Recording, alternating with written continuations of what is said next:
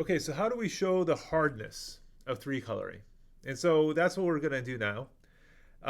We know that three coloring is an NP. How do we know that three coloring is an NP? How do we show that this? Well, what is our certificate? Certificate. Our certificate is simply a list of colors for each vertex. List of colors for each vertex. And what should our certifier do? All it would do is check every edge and make sure the endpoints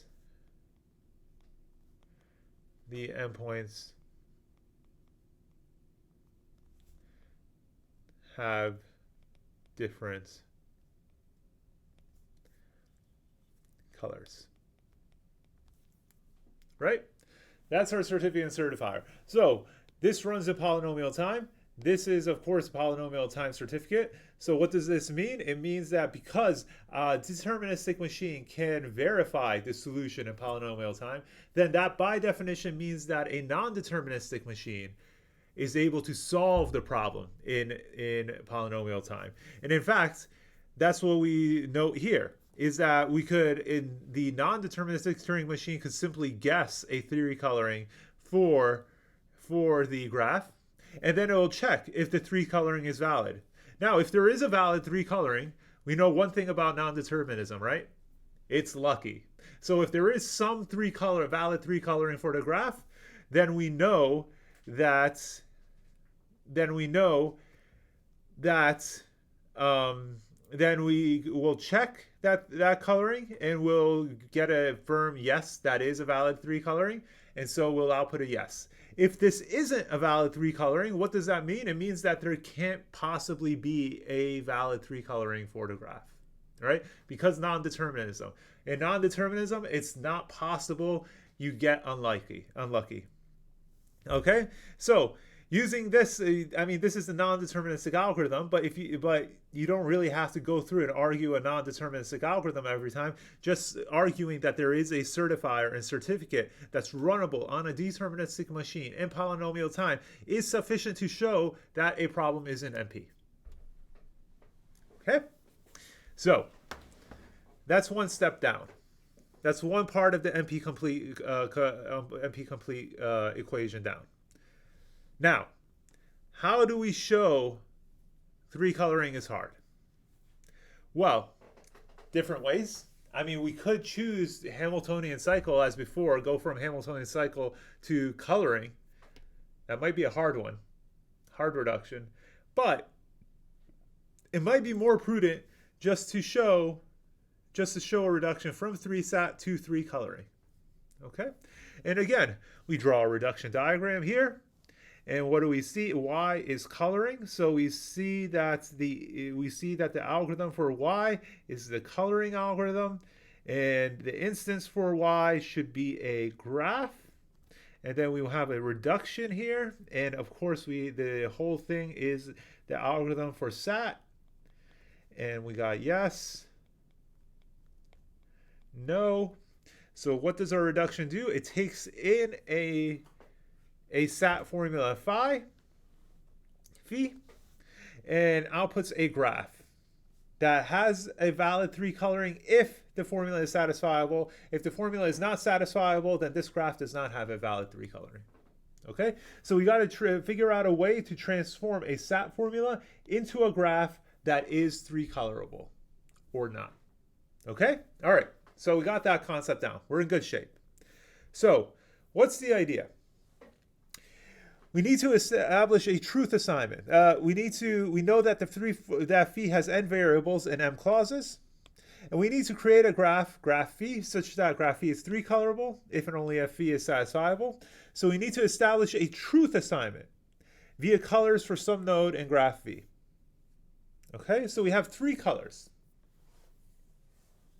Okay, so what do we do? Well, if Well, we assign a color. We say that each variable could have one of two colors. Why don't we do that? Remember how we denoted the variable assignments in terms of cycle direction for Hamiltonian cycle? What if in 3-coloring we say that the variable, whether or not a variable is a 0 or 1, is whether we signify that in the graph by the node that represents that variable to be either, let's say, red or green. Okay, 0 or 1. Okay, if the node is red, that means that that variable is false. If the node is green, that means that variable is true. Okay, so that's so we need to transform variable assignments into node colors. Okay, and we also need to denote if a clause is satisfied. We'll do that same thing, right? We'll say that same thing because in the Hamiltonian cycle we came up with the idea of representing clauses as nodes. So why don't we again have a node for a clause, and we say if the clause is satisfied, then it's green. Otherwise, the clause is red. Okay? But we always want the clause to be satisfied. So maybe we'll trap it to be green. Does that make sense? So how do we play with this? Well, if we were in the classroom, I would spend a moment with you guys and ask you what are some possible graph configurations where you could have a node for each literal. 1, 2. Let's say we want x1 or x2, and we have something that represents the clause. I'm going to put that as green. So either of these could be red or something. They could be red. So how could we make a graph configuration here so that this whole thing is 3-colorable if one of these is green, but if both of these is red, then we don't want this to be 3-colorable, right? We say that this is 3-colorable, i.e. this is possible if one of these is at least one of these is green to correspond with our clause assignment, but we want a graph such that it's not 3-colorable if the clause is satisfied, but the inputs are not. Okay, so how do we do that? How do we do that? And if this was, again, if we were in the classroom, I would, play coy. I would take your suggestions. I would mess with a bunch of different graphs. That's actually one of my favorite parts of teaching, is just like interacting with you guys. But since this is an asynchronous video, we will skip over this. I encourage you to pause the video and try to come up with the quote unquote gadget yourself. But we'll skip over this and go straight to the gadget, which is this. Okay? The gadget is very simple. It is simply a node for each input, and a node that represents the clause. Okay? So if the clause is satisfied, and at least one of these nodes is satisfied, then this whole thing is 3-colorable, right? But what's special about this is that if neither of these are satisfied, the clause can't be satisfied, because then this graph is not 3-colorable. Okay? So this is actually for 2 variables. Same thing as we did before. But we need to do 3 variables. And so, how do we do the same thing for 3 variables? Well, we just expand our gate. Okay? We just basically take this and make it the input of another one. These two are literally the exact same device. So, is this is this graph three colorable? I would say yes. Let me see if I could do it right now. Let me see if I remember. This would be blue. I think this would be blue. I would say, oh no, that would be, this would be blue. This has to be blue. I would say that this should be red then. Then we have to make this green. Then we have to make that red. So this is indeed three colorable. Now, is this three colorable? I do not think so. Why don't I think so? Because these two nodes here have to be blue and green, right? Which would make this node red. So if this node is red, we have a red here. And so we have to figure out, we have a green here. So we don't have a lot of options. I mean, we could put a blue here, but then we're stuck, right? Because this node can't be blue, green, or red. Okay? So this graph is not three colorable. Okay? So in the end, if we try all possible literal assignments here, the graph is always three colorable, except for the case when all three literals are false. Okay? How cool is that? How cool is that? So, now what do we need? Well, here's another issue. We have a graph, right? We have a graph. 1, 2, 3. What if phi has two clauses and another clause? Okay? x1 or x2 and not x1 or not x2. Okay?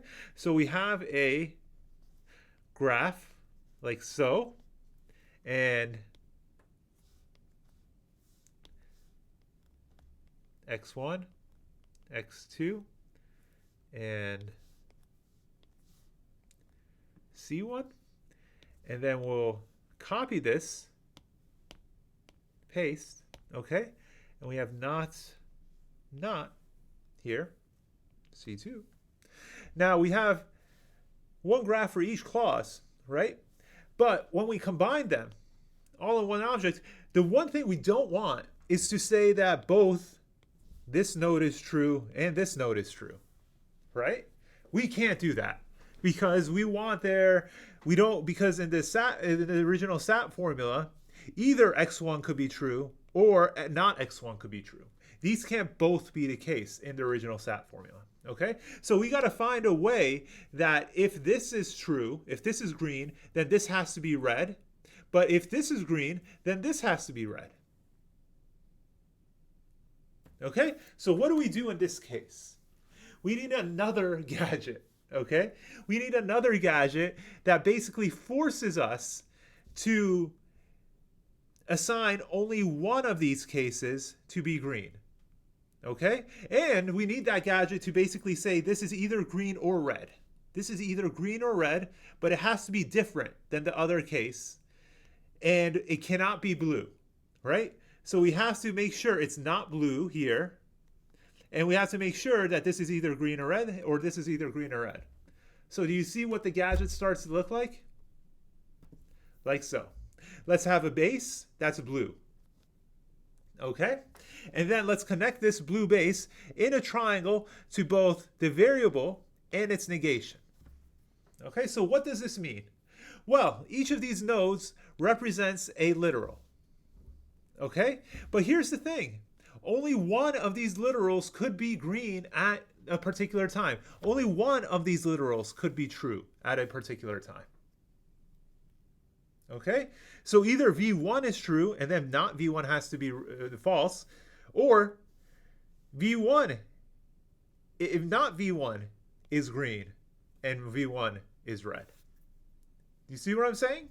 So we have a separate gadget that makes sure that each of these literals Either the variable or its negation is true.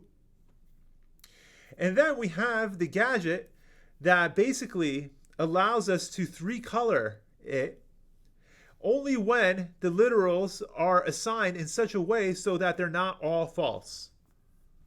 Okay? So these two things together, what does this become? Well, this means that this solves our original problem, right? This solves our original problem here. That we basically have this gadget here that's connected to the base. And basically only one of these could be assigned true or false at the time. Okay? Last bit. Okay? Remember how we said that we want the clauses to be satisfied? We want these things to be green, right? We have to force it to be green. So what do we do to force the clauses to be satisfied? We don't want it to be red. We don't want to allow some clauses to be satisfied and some clauses to be satisfied and some clauses to be unsatisfied. We have to force all the clauses to be satisfied because that is the only way the SAT equation as a whole is satisfied. If every single clause is satisfied. So what do? We simply add in that little gadget to every one of our clauses.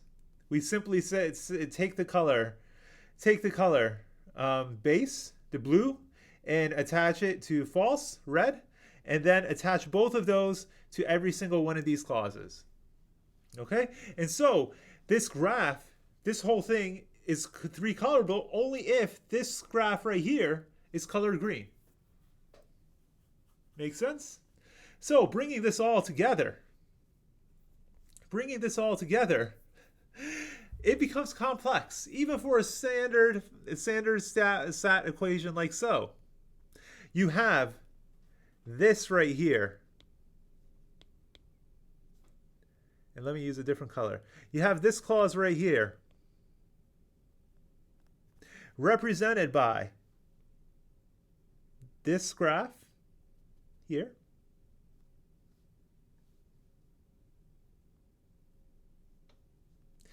Right? And we know it's represented by this graph because we're connected to U. We are connected to not V. That's right there. And we are connected to W. That is right there. Okay? And we know that this equation right here, this clause right here,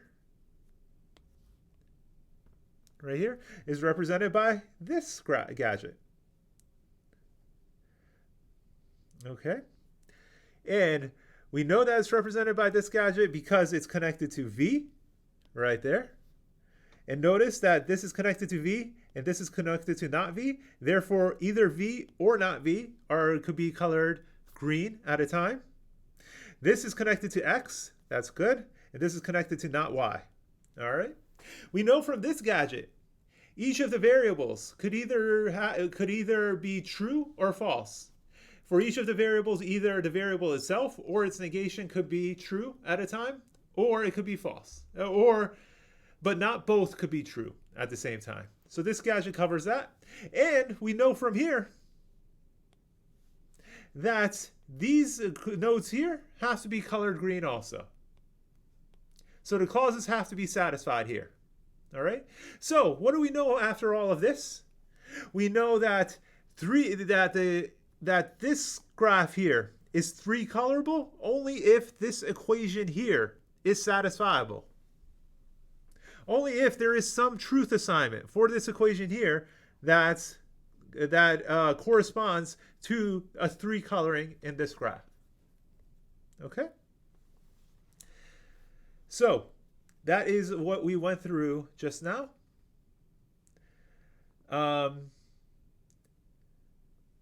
And so, again, this is the same graph, just colored a bit more, just colored and visually distinct. Okay, so that is the SAT. So what do we show with this reduction? We show that 3 SATs is reducible in polynomial time to 3-color. And again, it's polynomial time because all you're doing is adding, I don't know, some constant times number of nodes compared to the number of literals. And so we have shown that 3Color is NP hard. And we already showed that 3Color is an NP, and therefore 3Color is NP complete. All right, makes sense? Great. So that's the reduction. So and 3Coloring is one of the most important NP complete problems for no other reason than its application to many real world problems. And so finding efficient algorithms that could handle this problem has a direct benefit to a lot of real world engineering problems available. Okay, so very good problem. Hopefully you enjoyed this reduction, and yeah, that's it.